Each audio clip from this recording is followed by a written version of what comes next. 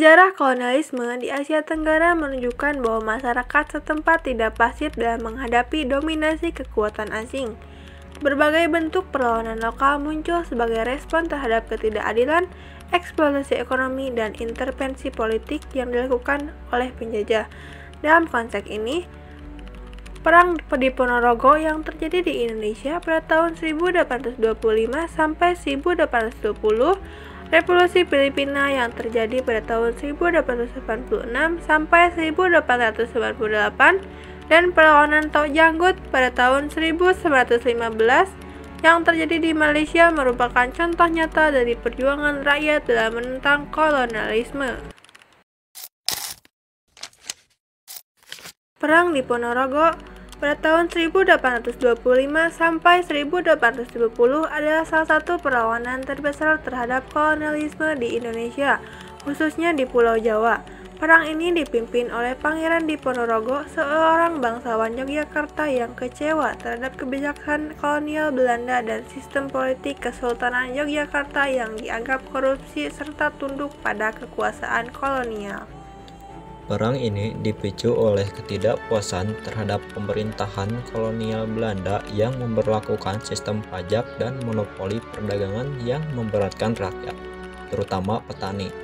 Pemberlakuan pajak tanah pada tahun 1823 memaksa petani membayar pajak tinggi, sementara kebijakan penyewaan tanah kepada swasta Eropa dan Cina menyebabkan perampasan tanah serta beban pajak yang semakin menindas, memicu keresahan luas di masyarakat Jawa.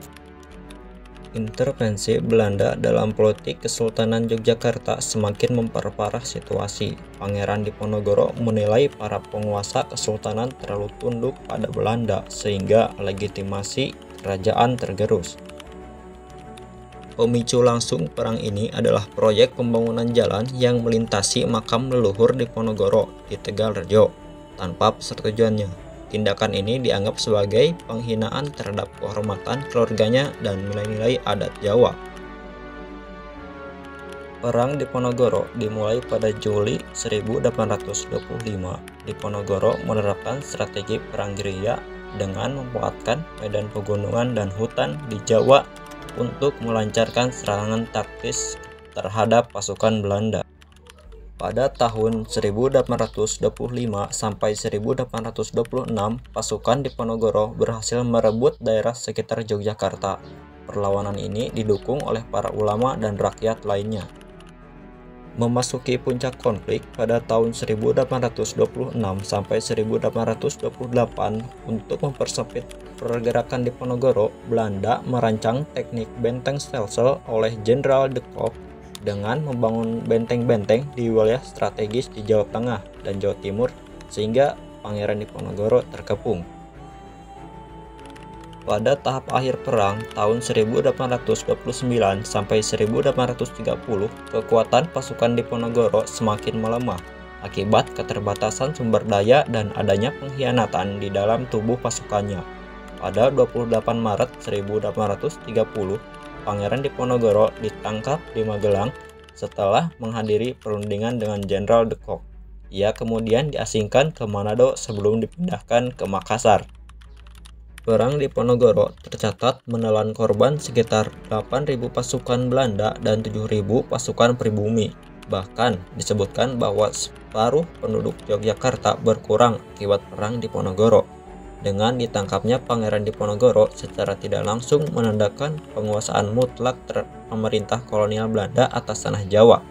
Hal ini ditandai dengan tunduknya raja dan para bupati Kesultanan Yogyakarta kepada Belanda.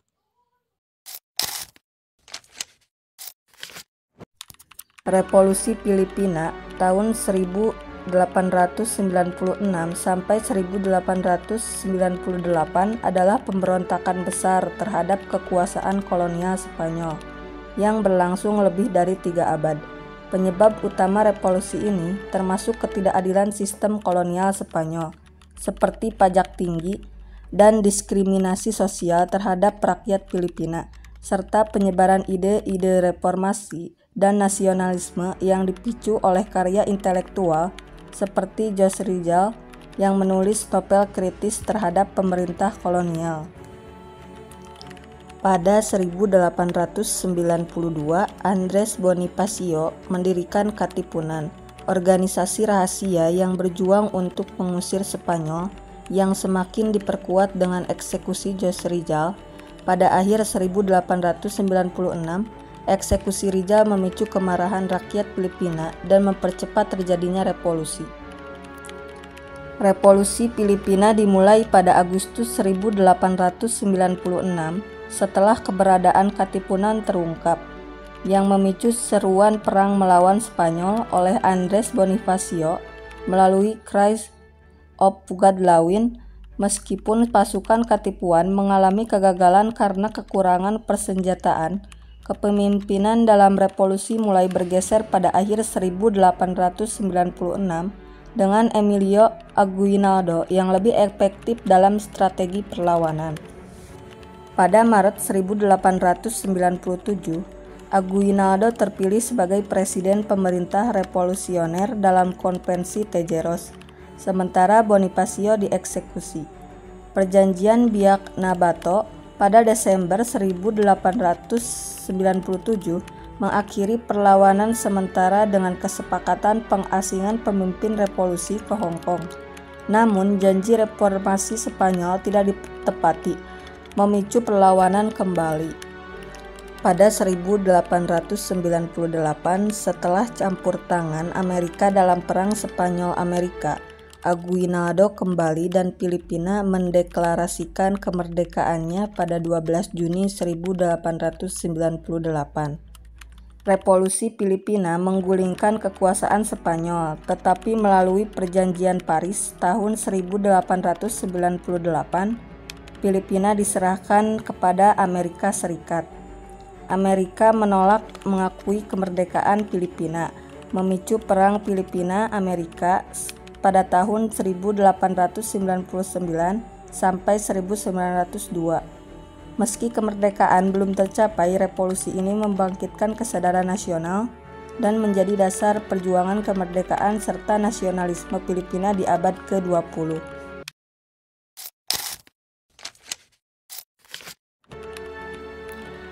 Pada 1915, pemerintah kolonial Inggris menaikkan pajak tanah di Kelantan yang sebelumnya tidak diterapkan secara ketat karena sistem ekonomi berbasis adat dan agraris. Setelah mengambil alih dari Siam pada 1909, Inggris memperketat kebijakan pajak sebagai bagian dari ekonomi kolonial, membebani petani dan pedagang kecil sehingga memicu ketidakpuasan di masyarakat. Tok Janggut yang merupakan seorang pemimpin masyarakat di Pasir Putih menjadi pusat perlawanan terhadap kebijakan ini. Ia dikenal sebagai seorang tokoh agama yang memiliki pengaruh luas di kalangan rakyat dan dihormati karena keberaniannya dalam menentang ketidakadilan. Ia dan pengikutnya menolak membayar pajak tanah yang baru diberlakukan dan secara terbuka menyuarakan ketidakpuasan mereka terhadap pemerintahan kolonial Inggris. Humphreys mengeluarkan surat perintah penangkapan terhadap Tok Janggut atas tuduhan menghasut rakyat untuk menolak kebijakan pemerintah. Saat polisi kolonial Inggris berusaha menangkapnya, terjadi perlawanan dari masyarakat setempat. Hal ini memicu bentrokan pertama antara pasukan Inggris dan kelompok pemberontak yang dipimpin oleh Tok Janggut. Tok Janggut dan pengikutnya menyerang kantor pemerintahan Inggris di Pasir Putih, menurunkan bendera Inggris dan menggantinya dengan bendera Kesultanan Kelantan. Mereka mengumumkan pembebasan wilayah tersebut dari kekuasaan Inggris serta berjanji menegakkan kembali hukum Islam. Pemerintah kolonial Inggris mengirim pasukan untuk menumpas pemberontakan Tok Janggut, terdiri dari tentara Sih dan polisi Melayu. Dalam perjalanan ke Pasir Putih, mereka menghadapi serangan gerilya. Pertempuran besar terjadi di Kampung Berbuk pada 25 April 1915, di mana pasukan Tok Janggut kalah karena persenjataan Inggris yang lebih modern. Tok Janggut akhirnya terbunuh dalam pertempuran ini. Setelah Tok Janggut tewas, jasadnya dipamerkan terbalik di Kota Baru untuk mengintimidasi rakyat sebelum akhirnya dikuburkan. Pemerintah kolonial Inggris juga menangkap dan menghukum para pendukungnya dengan penjara, hukuman mati, atau pengasingan. Meskipun berakhir dengan kekalahan, perlawanan ini menjadi simbol penting dalam sejarah nasionalisme Malaysia.